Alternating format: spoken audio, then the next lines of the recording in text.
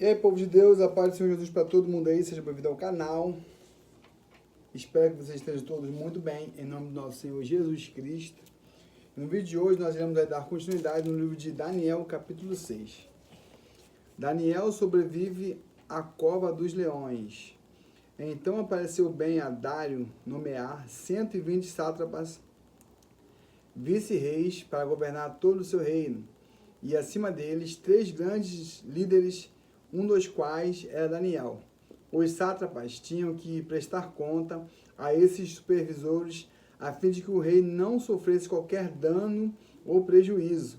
E aconteceu que o mesmo Daniel foi tão notável entre seus colegas e liderança e entre todo o colegiado dos sátrapas por sua qualidade extraordinária, que o imperador planejava nomeá-lo para a função de governador-geral do seu reino.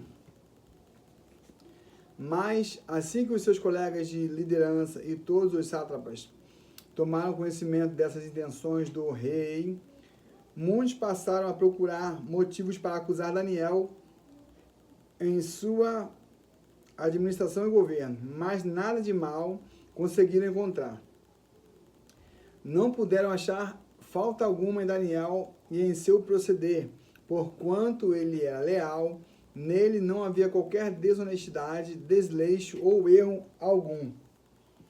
Então eles concluíram e murmuraram entre si: nunca encontraremos algum motivo forte o suficiente para denunciarmos esse Daniel, a menos que seja algo relacionado à lei do seu Elá, seu Deus.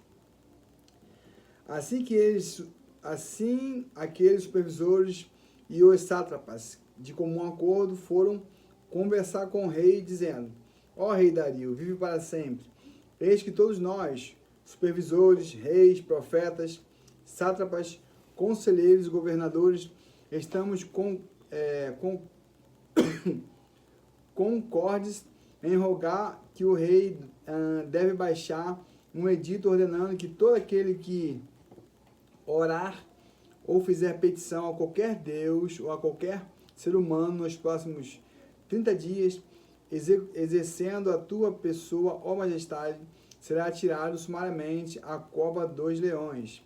Agora, pois, ó rei, se estás de acordo, emite o decreto e assina o edito, a fim de que o mesmo nunca mais seja mudado, conforme a lei dos medos e dos persas, que uma vez sancionada não se pode revogar jamais.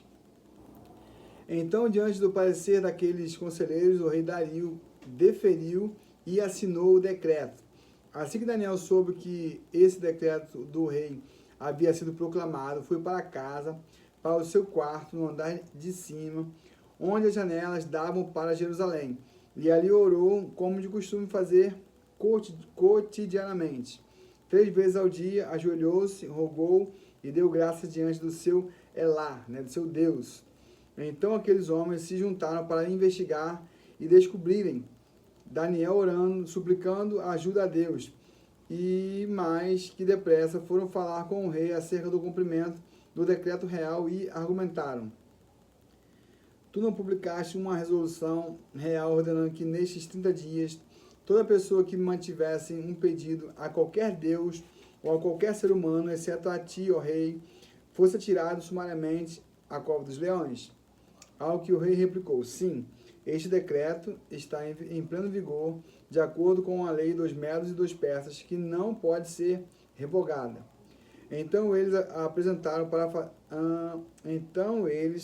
aproveitaram para fazer a seguinte comunicação ao rei: ora, pois Daniel, um daqueles exilados de Judá, não tem feito caso de ti, nem das tuas ordens e do decreto que assinaste. Muito ao contrário, faz as suas orações todos os dias e 3 vezes ao dia. Ao ouvir tal notícia, o rei ficou profundamente consternado e resolveu salvar Daniel, esforçando-se até o pôr do sol, a fim de encontrar uma maneira legal para livrá-lo. Contudo, os homens foram unânimes em insistir: ó rei, lembra-te bem que, conforme a lei dos medos e dos persas, nenhuma determinação real ou edito assinado do rei pode ser alterado ou descumprido. Então o rei deu ordens e eles prenderam Daniel e o jogaram na cova dos leões. O rei, contudo, encorajou a Daniel, dizendo que Elá, o teu Deus, a quem serves todos os dias, haverá de te livrar. Em seguida taparam a cova com uma pedra e o rei selou com o seu anel selo e também com os anéis dos seus nobres, para que a decisão sobre Daniel não pudesse ser modificada. Depois o rei dirigiu-se para o seu palácio e passou a noite em jejum, e não permitiu que fossem trazidos à sua presença qualquer instrumento de música, e o rei não conseguiu conciliar o sono durante toda aquela noite. Daniel sai ileso da cova dos leões. Logo ao raiar do dia, o rei se levantou e correu em direção à cova dos leões. Quando ia se aproximando da entrada da cova, chamou o nome de Daniel com grande sofridão e tristeza. Daniel, servo de Elá, o Deus vivo, será que o teu Deus, a quem tu serves diariamente, pôde te livrar dos leões? E então ouviu-se a voz de Daniel, que respondeu: Ó caro rei, vive para sempre. Eis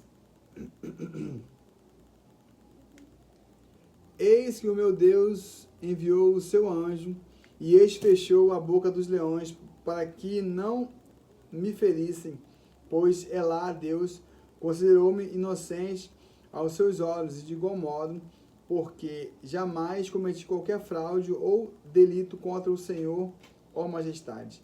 E diante do que acontecera, o coração do rei muito se alegrou. Em seguida, o rei ordenou que tirassem Daniel da cova e testemunharam que não havia nenhum arranhão ou qualquer outro ferimento em todo o corpo de Daniel, pois ele havia confiado continuamente em seu Deus.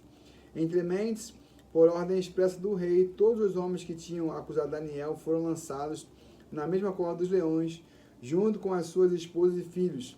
E antes mesmo que pudesse chegar ao fundo da cova, os leões os atacaram e despedaçaram todos os seus ossos.